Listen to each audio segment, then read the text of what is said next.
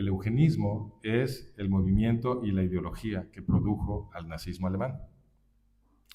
Y la clase gobernante de Estados Unidos y de Gran Bretaña y del resto de Europa, antes de la Segunda Guerra Mundial, era eugenista. En Estados Unidos, en la primera mitad del siglo XX, fueron o descasados o esterilizados a la fuerza o encarcelados hasta que terminara su periodo reproductivo cientos de miles de estadounidenses inocentes, a los cuales les aplicaron exámenes de IQ fraudulentos de las clases bajas, estadounidenses de las clases bajas, les aplicaban exámenes de IQ y cuando salían un poquito bajos decían, este es un retrasado mental, lo tenemos que meter a un campo de concentración para que no se reproduzca, para que no transmita sus genes, o los tenemos que esterilizar a la fuerza también para que no reproduzcan sus genes. Y todo esto era una estrategia en contra de la fuerza política de las clases bajas. ¿Okay? Porque lo que había estado sucediendo antes del auge del movimiento eugenista en Occidente era una guerra civil en Estados Unidos entre los patrones y los obreros.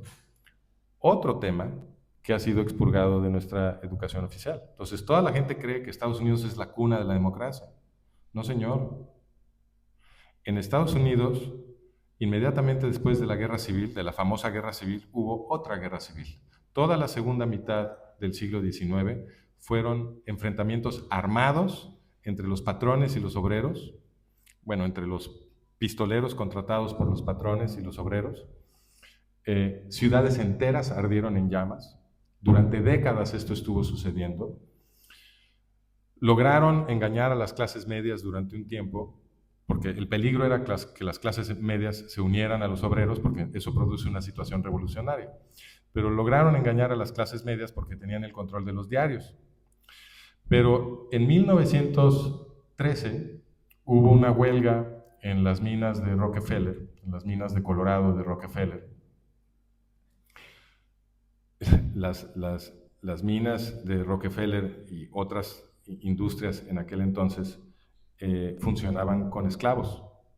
Entonces, los mineros de Rockefeller, esclavos, esto es literal, no es metáfora, los mineros de Rockefeller vivían en un pueblo que era el pueblo de la mina, que tenía una fortificación, estaba el ingreso y la salida del pueblo donde vivían los mineros era controlado por la compañía. ¿Y por qué? Porque los mineros todos estaban crónicamente endeudados con la compañía, porque operaba como si fuera una hacienda del porfiriato mexicano o una hacienda del siglo XIX en España, eran muy parecidas. Y les pagaban raya, no les pagaban con dinero, y esa raya no se podía redimir más que en la tienda de raya de la compañía, que cobraba precios de extorsión. En inglés se llama scrip, con lo que les pagaban, no era dinero. Entonces los obreros, los mineros, se endeudaban con la compañía para poder obtener los bienes de estas tiendas, y al quedar endeudados y nunca poder pagar la deuda porque los intereses eran absurdos y la paga era casi cero, ahí se tenían que quedar. Entonces eran esclavos. Las condiciones de seguridad de la mina eran atroces, se morían como moscas allá abajo, sufrían todo tipo de enfermedades, etc.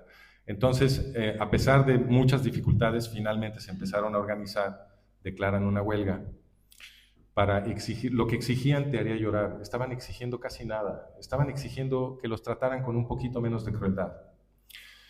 Organizan la huelga, la compañía los expulsa, se tienen que salir a vivir en unas tiendas que les dio el sindicato para que se pudieran proteger de la lluvia. Y entonces los Rockefeller mandaron llamar a la Guardia Nacional. La Guardia Nacional a lo que se dedicaba era a dispararle a los obreros estadounidenses. Y emplazaron un Gatling, una metralleta Gatling, es una de las primeras metralletas que se inventaron, las tenías que transportar en carreta, y las movías mecánicamente, iba pasando el cinturón de balas, y esta metralleta tenía un alcance muy largo, mucho más largo que los rifles de los obreros, y entonces con total impunidad les estuvieron disparando. Se incendiaron las lonas de los obreros y murieron también sus familias. Mujeres y niños murieron en ese ataque. Se llama la masacre de Ludlow. La pueden ir a buscar en Wikipedia. Fue tan escandalosa la masacre de Ludlow que a partir de ahí ya no pudieron controlar la realidad como ellos querían. Y entonces la clase gobernante estadounidense tuvo que hacer un teatro de disciplinar a Rockefeller, que pues, es absurdo. Rockefeller era el dueño del gobierno, pero hicieron un teatro, lo hicieron comparecer en el Congreso, lo estuvieron cuestionando, etc. Y luego Rockefeller contrató a Ivy Lee. Ivy Lee es el genio que inventó la disciplina de las relaciones públicas. Y entonces Ivy Lee lo aconsejó, y lo hizo que viajara a la mina y que hablara con los mineros y que bailara con las esposas de los mineros y por supuesto le tomaron foto a todo y lo publicitaron.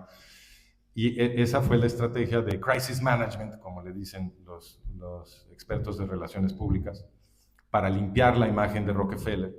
Y también esto se hizo a través de la Fundación Rockefeller. Entonces, la Fundación Rockefeller fue creada para transformar la imagen de esta familia de opresores, que todo el mundo los conocía como opresores, para que empezaran a verlos como filántropos. En esta coyuntura, los Rockefeller y otros grandes industriales en Estados Unidos se dieron cuenta que ya no podían seguirle disparando a los obreros, porque se iba a producir una situación revolucionaria en Estados Unidos.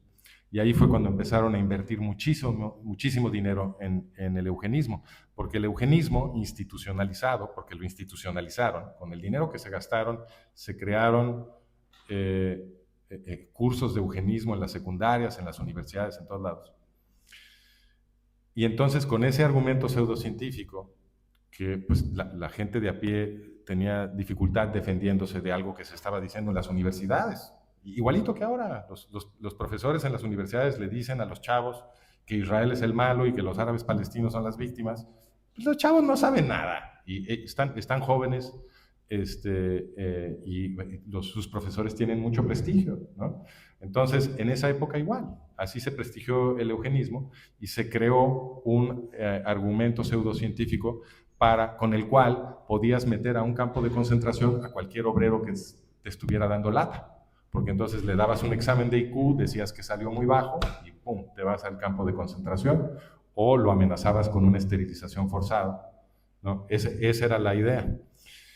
La ideología de los eugenistas decía que los pobres eran retrasados mentales porque no tenían suficiente sangre alemana. ¿Por qué? Porque todas las clases gobernantes de Occidente tienen sangre alemana. Y están muy orgullosos de eso, porque cuando se colapsa la estructura política del Imperio Romano Latino a finales del siglo V, los que se quedaron como la aristocracia en toda Europa fueron aristocracias militares alemanas, que se quedaron con lo que habían sido las provincias occidentales del Imperio Romano Latino. Visigodos aquí, ostrogodos y luego también lombardos en el norte de Italia, francos en lo que ahora es Francia, Países Bajos y Alemania, anglosajones y luego normandos en las Islas Británicas y escandinavos en el norte. Entonces, y luego Carlomagno, cuando conquista un cacho gigante de lo que había sido el Imperio Romano Occidental, hace un reparto de tierras a sus aliados militares y ahí se crea lo que todavía conocemos como la nobleza europea. En ese reparto de tierras, reparte latifundios, a uno lo hace conde de aquí, al otro marqués de allá, así. Todos son alemanes. Entonces, todas esas familias nobles europeas saben que vienen de una estirpe alemana. Y entonces, este argumento de que la sangre alemana es lo que te da derecho a gobernar porque supuestamente te vuelve inteligente, que era un refrito pseudocientífico de la teoría de la sangre azul medieval, le gustaba mucho a las aristocracias en toda Europa. No era una cosa nada más de los alemanes. Y de hecho los líderes del movimiento eugenista eran los grandes industriales de Estados Unidos y de Gran Bretaña, y fueron ellos los que crearon el eugenismo alemán y transformaron el eugenismo alemán en el nazismo alemán. Y a ellos nadie los quitó.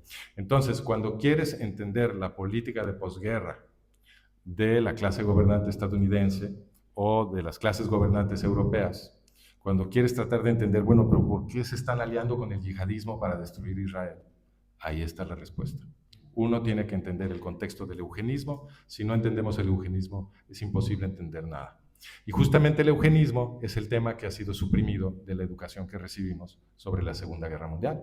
Se vuelve imposible entender la Segunda Guerra Mundial, sin el eugenismo. Te voy a dar nada más 2 ejemplos y ya me callo.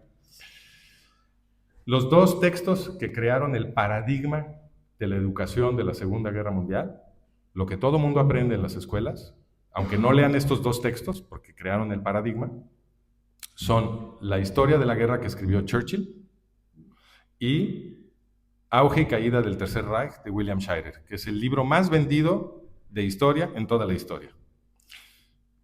Shirer continuó sobre la misma línea que Churchill, ¿ok? Ni Churchill ni Shirer, los 2 libros son gigantescos. Bueno, el de Churchill son 6 tomos. Ni Churchill ni Shirer en ningún lugar mencionan siquiera la palabra eugenismo. Entonces, tú cursas la escuela, aprendes sobre la Segunda Guerra Mundial y nunca te explican las causas de la Segunda Guerra Mundial. Y esos, los eugenistas, son los que todavía nos gobiernan. Y una vez que te cae ese 20, una vez que entiendes eso, ya puedes empezar a explicar por qué las políticas de posguerra de los jefes en todo Occidente tienen la estructura que tienen.